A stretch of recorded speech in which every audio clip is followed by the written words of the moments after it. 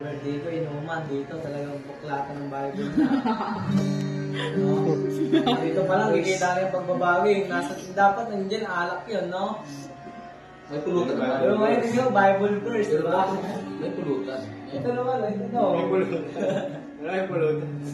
Ano yung verse yung sa akin? Yung sa'yo. Ito sa akin. 2 Corinthians chapter 2 verse 14. Ngunit salamat sa Diyos at lagi na kaming isinasama sa parada ng tagumpay ni Kristo. Dahil sa aming pakipag-isa sa Kanya at sa pamamagitan namin ay pinalalaganap ng Diyos sa lahat ng dako na bagong halimulat ng pagkilala sa Kanya. Para sa akin, dito yung masasabi ko lang,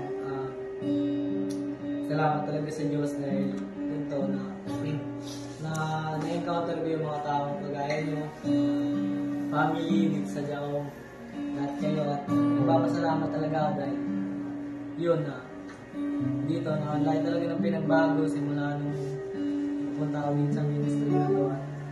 Yun na, sinasabi ni Craig na hindi naman talaga tayo lahat perfecto, may mga pagkakamali tayo, pero kung doon tayo titingin sa mga pagkakamali natin, talagang parang hindi tayo, kunyari, magkamali na tayo ng parang isang beses, kung doon tayo titingin sa ano natin, kung madidisapin agad tayo, wala lang, parang mahina pa rin tayo ibig sabihin. Kaya nagpapasalamat talaga ako dahil kahit marami ng mga pagsubok na dumaan sa atin, sa ministry natin, dito pa rin tayo lahat.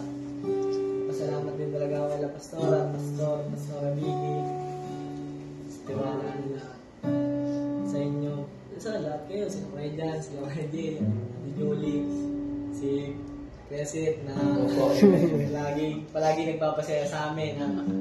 Talaga sobrang blessed ko lang din at papasalamat talaga ako sobra sa amin.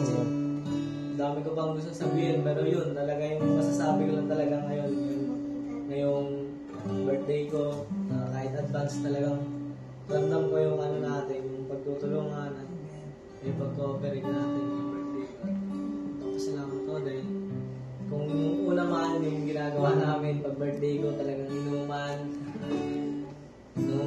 puro bisyo ngayon. Pero ngayon na, nandito na sa harap, hawak pa ako maipot. Ibig sabihin na ito, akin na, no? Yun, nagpapasalamat talaga ako sa Diyos.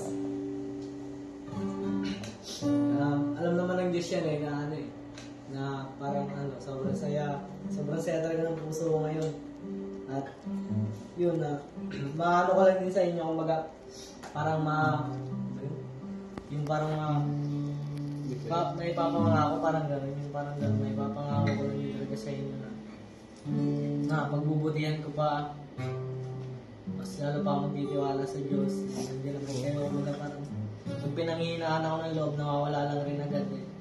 Sa isip ko, hindi lang rin naman na kayo nakakaranas ng ganito. Marami naman. Kaya yun kaya naiiyak na kasi sabi ko eh. Kaya yun talaga nagpapasalamat talaga ako sa inyo. Hindi nyo man nakikita ngayon yung tibok ng puso ko, pero nakikita ng Diyos yan. Amen. Umiyak eh.